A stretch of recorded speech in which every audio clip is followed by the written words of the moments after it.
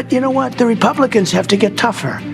If we end the filibuster, we can do exactly what we want. We're not going to lose power. The theory is, then we'll do it. But then when they get into power someday, they'll do it. That's true. But you know what? So you think we're here right now. Exclusive interview with 60 Minutes. Norah O'Donnell asked the president about his call to end the filibuster. And Mr. Trump doubled down at the White House, saying it actually would not because of the government shutdown. You see, 2 federal judges ruled Friday the Trump administration has to dip into a contingency fund to make this happen. More on the shutdown from the White House now. Good morning, Nancy. The Trump administration faces this deadline today over benefits. There's a back and forth. So Where do things stand at this moment? Well, here's where things stand, Errol. There are not one but 2 federal courts who have said just in the past couple of days that the administration has to make these payments and that it has to use contingency funds in order to do it, so that there is no lapse in the SNAP benefits that go to 42 million households. Okay, so a federal judge just issued an emergency order demanding the Trump administration respond immediately to what might be one of the biggest leaks of this entire term. And like the Capitol is absolutely losing it right now, we're talking about a leaked tape that has both sides of the aisle screaming for answers. And honestly, this whole thing is spiraling faster than anyone expected. Here's what you need to know right now. In the last 48 hours, a tape leaked, not just any tape, a tape involving Trump and statements about the Capitol and government proceedings that has lawmakers, media figures, and pretty much everyone on social media completely fired up. The contents? Well, they're explosive enough that a federal judge stepped in and said, yeah, we need answers, and we need them now. And get this, the judge didn't just ask politely. The order came with a warning, a pretty serious warning. The judge basically said if Trump or anyone in his administration tries to undermine court orders or dodge judicial authority, sanctions are coming. Criminal contempt proceedings are on the table. No delays, no excuses. Can you believe this? But before we go any further, real quick, let's be honest. You can't really trust mainstream media anymore. That's why we built Pump Politics, to bring you real stories, real context, and no corporate spin. If you want to stay ahead of the headlines, join our free newsletter. We'll send the news straight to your inbox every day. Just click the link in the description to join. And if you just want to support what we're doing, join us, be part of the community that actually cares about the truth. All right, let's get back to the video. For people like me that pay PS&G, pay rent, transportation, stuff that the kids need, now you're going to have to pick and choose. And so just like we've talked about with government workers, Errol, who, some of them can't miss even a single paycheck without getting into some serious financial trouble. So let's just pause for a second. We're in November 2025. Trump is in his second term. The 2026 midterms are right around the corner. And now we've got a federal judge issuing urgent orders, a leaked tape causing bipartisan outrage, and social media absolutely exploding with hashtags like Trump contempt, Capitol tape, and judicial crisis trending everywhere. This is wild. But here's where it gets even messier. This isn't just about the tape itself. It's about what the tape represents. It's about executive power versus judicial power. It's about transparency versus secrecy. It's about whether anyone, including the president, is actually accountable to the courts.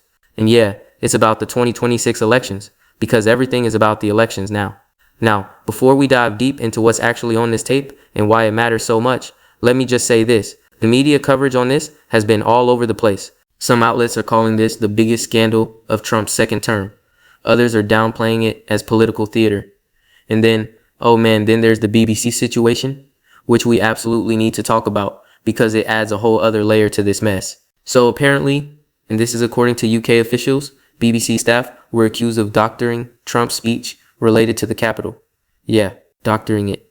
UK opposition leader Kemi Badenoch went on record demanding public firings in response. She literally called for people to lose their jobs over this. And this happened right around the same time the tape leaked. Coincidence? Maybe. But it definitely adds fuel to the whole media manipulation debate that's been raging for years now. And look, whether you love Trump or hate him, whether you think the media is biased or you trust them completely, you have to admit this is a moment. This is one of those stories where the implications go way beyond just one leaked tape. We're talking about the relationship between the executive branch and the judiciary. We're talking about media integrity. We're talking about what happens when a sitting president potentially, and I'm saying potentially here because we don't have all the facts yet, potentially ignores or undermines court orders. The judge's statement was crystal clear, and I'm paraphrasing here, but it was basically if Trump or his surrogates continue to undermine court orders, I will move forward with sanctions or criminal contempt proceedings without delay. That's a direct threat. That's a federal judge saying, I am not playing games here. You will comply or there will be consequences. Now, Congress is fired up. Both Democrats and Republicans are calling for accountability. Democrats want full disclosure of all judicial evidence. They want transparency. They want to know exactly what's on that tape and what Trump said. Republicans, well, some of them are defending Trump, saying this is just another witch hunt. But others, and this is interesting, others are actually breaking ranks and saying, yeah, we need answers too. This is bipartisan outrage, which honestly doesn't happen that often anymore. Social media is going absolutely insane. Clips of the leaked tape, clips of the judge's remarks, they're trending everywhere. X, Facebook, YouTube, everywhere. People are picking sides. People are arguing. People are sharing conspiracy theories. And the engagement numbers? Through the roof. This story has everything. Drama, conflict, political intrigue, a federal judge threatening a sitting president. Come on. This is the kind of story that dominates news cycles for weeks. So here's what we're going to do. We're going to break this down piece by piece. We're going to look at what actually happened. We're going to talk about why this matters so much. And we're going to explore what comes next. Because yeah, this story is far from over. This is just the beginning. And trust me, the details are going to shock you. The implications are going to make you question everything you thought you knew about how power works in Washington. So stick with me here, because we're going deep on this one. All right, so let's get into the details, because there's a lot more going on here than just a leaked tape and an angry judge. This whole situation is layered, and honestly, most people are missing the bigger picture. First, let's talk about the tape itself. What's actually on it? Well, according to multiple sources, the tape involves Trump making statements about the Capitol and government proceedings. Now, the exact contents haven't been fully disclosed yet, but what we do know is that whatever is on that tape was serious enough to trigger an immediate judicial response. Like judges don't issue emergency orders over nothing. They don't threaten criminal contempt proceedings unless something major is happening. And here's the thing. This isn't the first time Trump has clashed with federal courts during his second term. Not even close. There have been multiple instances where the Trump administration has pushed back against court orders. There have been cases involving immigration policy, cases involving executive authority, cases involving transparency and government accountability. This is a pattern, and the courts are clearly getting fed up with it. Now, the judge in this case didn't hold back. The statement about moving forward with sanctions or criminal contempt proceedings without delay, that's significant. Criminal contempt is not a joke. We're talking about potential jail time. We're talking about serious legal consequences. Now, would a federal judge actually put a sitting president in jail? That's a whole constitutional crisis waiting to happen. But the fact that it's even being threatened tells you how serious this is. Let's talk about the BBC situation for a second, because this adds a really interesting angle. So Kemi Badenoch, who's the UK opposition leader, she accused BBC staff of doctoring Trump's speech about the Capitol. She demanded public firings. She basically said, these people manipulated what Trump said and they need to be held accountable. Now, the BBC has denied these allegations. They've said their coverage was accurate and fair, but the damage is done. The accusation is out there, and it feeds into this larger narrative about media bias and misinformation. And here's where it gets complicated. If the BBC really did doctor the speech, that's a massive problem. That's journalistic malpractice. That's the kind of thing that undermines trust in media institutions. But if they didn't, if this is just a political attack designed to discredit negative coverage of Trump, that's also a problem. That's using false allegations to silence critical journalism. Either way, it's messy, and it makes people trust the media even less than they already do. But let's zoom out for a second. Why does this matter beyond just the immediate drama? Well, we're heading into the 2026 midterms, and this story, this leaked tape, and the judge's order, and the media controversy is all going to play into how voters perceive Trump and his administration. If the judge follows through with contempt charges, that's going to be a massive issue. Democrats will use it to argue that Trump has no respect for the rule of law. Republicans will either defend Trump or, and this is already happening, some will distance themselves to protect their own political futures. Public opinion on this is already dividing along predictable lines. Trump supporters are calling this a witch hunt. They're saying the judge is politically motivated. They're saying the media is blowing this out of proportion. Trump critics are saying finally, someone is holding him accountable. Finally, a judge is standing up and saying you can't just ignore court orders. You can't just do whatever you want. And here's what's interesting. According to recent polling data, and I'm talking about polls from the last few weeks, Trump's approval rating has been fluctuating. It's not terrible, but it's not great either. He's hovering around 45 to 48%, depending on which poll you look at. And stories like this, they don't help. Even among his base, there are people who start to question things when you have federal judges issuing emergency orders and threatening criminal contempt. Now let's talk about executive versus judicial power, because this is really at the heart of everything. The U.S. government is designed with checks and balances. The executive branch, the legislative branch, the judicial branch, they're supposed to keep each other in check. No one branch is supposed to have too much power. But over the years, and this isn't just a Trump thing, over the years, the executive branch has accumulated more and more power. Presidents have pushed boundaries. They've tested limits. And sometimes the courts push back. This is one of those moments. This is the judiciary saying, no, you can't just do whatever you want. You have to respect court orders. You have to comply with judicial authority. And if you don't, there will be consequences. That's what this judge is doing. The judge is drawing a line in the sand and saying this is where your power ends and judicial authority begins. But here's the reality. Trump has never been someone who backs down easily. His entire political brand is built on fighting back, on refusing to be controlled, on claiming that the system is rigged against him. So is he going to comply with this judge's order? Maybe, maybe not. His legal team will probably advise compliance. They'll say, look, criminal contempt is serious. We need to respond appropriately. But Trump himself, he might see this as another opportunity to rally his base. He might see this as another example of the deep state or the swamp or whatever term he's using these days, trying to bring him down. And that's where this gets dangerous. Because if Trump openly defies a federal judge's order, if he refuses to comply, we're in uncharted territory. We're talking about a potential constitutional crisis. We're talking about a showdown between branches of government that could have massive implications for how our democracy functions.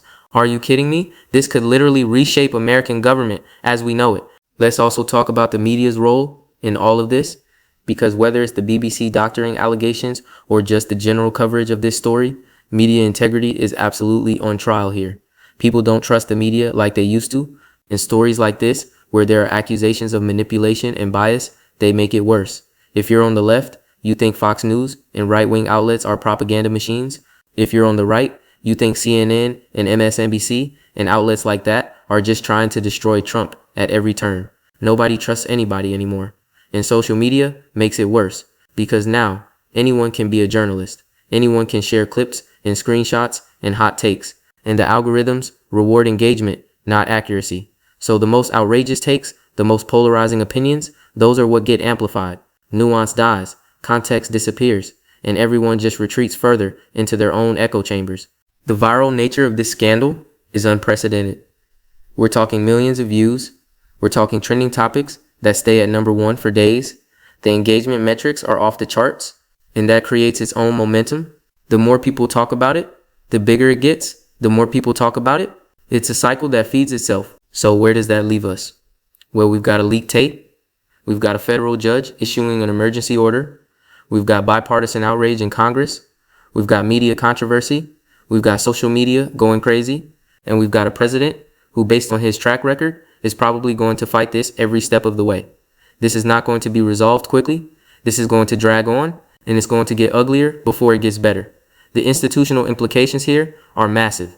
Because if Trump defies the order and faces no consequences, what does that say about judicial authority? What does that say about the rule of law? But if he does face consequences, if a federal judge actually follows through on contempt charges against a sitting president, what does that do to executive power? What does that do to the presidency itself? These are not small questions. These are fundamental questions about how our government works. All right, so let's break this down into simple terms, because there's a lot happening and it's easy to get lost in all the details. Here's what you actually need to understand about this situation.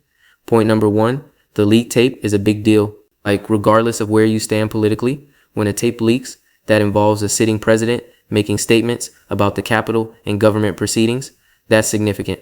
The fact that we don't have full details yet actually makes it worse, because everyone is speculating. Everyone is filling in the blanks with their own assumptions, and that speculation is driving the narrative right now. But here's what we know for sure. Whatever is on that tape was serious enough that a federal judge immediately stepped in and demanded action. That tells you this isn't just political theater. This is real. Point number two, the judge's threat of criminal contempt is unprecedented in modern times. Now, technically, judges have the authority to hold anyone, including a president, in contempt of court. But actually doing it, that's a whole different story. We're talking about potential sanctions. We're talking about potential criminal charges. We're talking about a scenario where the executive branch and the judicial branch are in direct conflict. And if Trump defies this order, if he refuses to comply, we could see something that's never happened before in American history. A sitting president facing criminal contempt charges from a federal judge. That's massive. That's the kind of thing that gets written about in history books. Point number 3. The media controversy adds another layer of complexity. The BBC doctoring allegations, whether they're true or not, they feed into this larger crisis of trust in media institutions. And here's why that matters. Because in a democracy, you need a functioning press. You need journalists who can report on government actions without fear of retaliation. You need media outlets that people trust to give them accurate information. But right now, trust is at an all-time low. And stories like this, where media integrity is being questioned, they make everything worse. Because if people can't trust the news, if they think everything is biased or manipulated, then how do they make informed decisions? How do they hold leaders accountable? They can't, and that's dangerous. Point number 4. This is all happening right before the 2026 midterms, and that timing is crucial because every political move right now is being calculated with those elections in mind. Democrats see this as an opportunity. They see a chance to paint Trump as lawless, as someone who doesn't respect the Constitution or the courts. They're going to hammer this message all the way through Election Day. Republicans are in a tougher spot. Some of them will defend Trump no matter what, but others, especially those in competitive districts, they're going to have to decide how closely they want to tie themselves to this controversy. Do they stand with Trump and risk alienating moderate voters, or do they distance themselves and risk angering the base? It's a no-win situation for a lot of them. So what comes next? Well, the Trump administration has to respond to the judge's order. They don't really have a choice, or they do have a choice, but defying it would be incredibly risky. So expect some kind of official response in the coming days. It might be a full compliance. It might be a partial response with legal challenges. It might be a defiant rejection. We don't know yet, but whatever happens, it's going to set the tone for how this whole situation unfolds. If Trump complies, if he provides the information the judge is demanding, then this story probably continues, but it doesn't escalate into a full-blown constitutional crisis. There will still be political fallout. There will still be congressional investigations. There will still be endless media coverage, but it stays within relatively normal bounds. The news cycle moves on eventually. Life goes on. If Trump defies the order, if he refuses to comply, or tries to undermine judicial authority, then all bets are off. We're talking about potential contempt charges. We're talking about legal battles that could go all the way to the Supreme Court. We're talking about a showdown between branches of government that would dominate headlines for months. And politically, it would be chaos. Absolute chaos. The kind of chaos that reshapes entire political landscapes. And here's the thing. Trump has defied expectations and norms so many times before. He survived scandals that would have ended any other political career. He's fought legal battles and come out the other side. So there's a part of his base that believes he can weather this too. They believe that this is just another attack from the establishment and that Trump will fight back and win. And maybe they're right. Maybe this blows over. Maybe Trump finds a way to turn this into a rallying cry for his supporters. He's done it before. But, and this is a big but, there's also a very real possibility that this is different. That this time the consequences are too serious to ignore. That a federal judge enforcing criminal contempt is the kind of thing that even Trump can't just dismiss or spin away. We'll see. The next few days and weeks are going to be critical. Congress is going to keep investigating. There are already calls for hearings. Democrats want to subpoena documents. They want to bring in witnesses. They want to get to the bottom of what's on that tape and what Trump's involvement was. Republicans will either participate or they'll try to block the investigations as partisan witch hunts. Same playbook we've seen a dozen times before, but this time with the federal judge involved, the stakes are higher, the pressure is different. Social media will keep exploding. The hashtags will keep trending. The clips will keep circulating. People will keep arguing in comment sections and quote tweets, and the engagement will keep driving more coverage, because that's how the news cycle works now. The more engagement a story gets, the more outlets cover it, which drives more engagement, which drives more coverage. It's a feedback loop. And this story has all the ingredients for maximum engagement, conflict, drama, stakes, a president versus a judge. Come on, this is social media gold. And look, at the end of the day, this story matters because it's about accountability. It's about whether anyone, even the president, is subject to the rule of law. It's about whether courts can enforce their orders or whether the executive branch can just ignore them. These are fundamental questions about how our government works. And depending on how this plays out, we're going to get some very important answers. Answers that will define Not just Trump's presidency, but the presidency itself for years to come. So yeah, a federal judge just issued an emergency order. A leaked tape is causing chaos. The Capitol is boiling over, and we're all just watching to see what happens next. Because whatever comes next is going to be huge. This is one of those moments that could define Trump's second term. This is one of those moments that could reshape the balance of power in Washington. This is one of those moments that honestly, we'll probably be talking about for years to come. And here's the kicker. We're only in November 2025. We've got all of 2026 ahead of us. We've got midterm elections. We've got more court battles coming. We've got who knows what else is going to break between now and then. If this is what's happening now, imagine what the next year is going to look like. It's going to be insane. So keep your eyes on this story. Keep watching how the Trump administration responds. Keep watching what Congress does. Keep watching what the judge does if Trump doesn't comply, because this is far from over. This is just getting started. And the ramifications, the fallout from all of this, it's going to be historic. We'll keep covering this as it develops. We'll keep breaking down what it all means. And we'll keep cutting through the noise to give you the real story. Stay tuned.